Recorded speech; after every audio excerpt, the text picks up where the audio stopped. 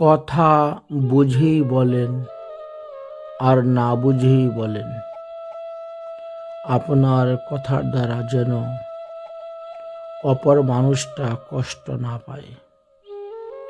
মনে রাখবেন, মানুষ সব কিছু ভুলে গেলেও কথার আঘাত কখনোই ভুলতে পারে না।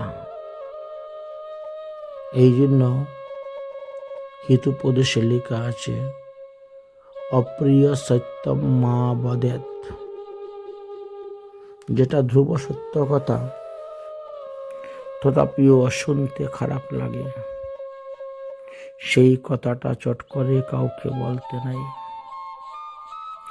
যে কথার দ্বারা মনে আঘাত আসে, ব্যথা আসে, দুঃখ আসে, অপমান বোধ হয়, লজ্জা বোধ হয়, সেই সমস্ত কথা কখনো মুখের উপরে চট করে বলতে নেই। এই জন্য এই হিতোপদেশটা দেওয়া হয়েছে যে কথা বলতে লোকের সঙ্গে সাবধান। এমন কথা বলবো না কেউ বলিবে ঝুট, আর এমন উঠা বসা বসবো না কেউ বলিবে উঠ।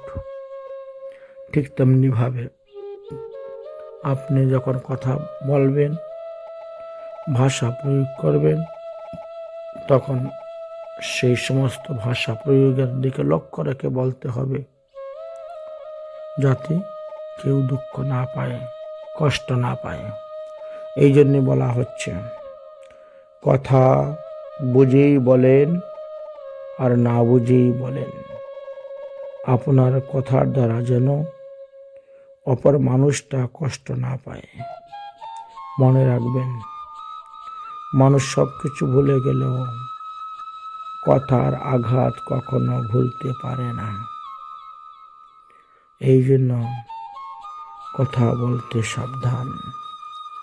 কাকে কি কথা বলতে হবে, কাকে কেমন করে কথা বলতে হবে, সেটাই আগে শিখতে হবে, সেটাই জানবেন, সেটাই বুঝবেন। তারপরে আপনি সেই রকমে কথা বলবেন, তবেই গিয়ে সবার সঙ্গে আপনার প্রেম প্রীতি ভালোবাসাটা বজায় থাকবে এবং আপনিও স্বাচ্ছন্দ্যে জীবনযাপন করতে পারবেন।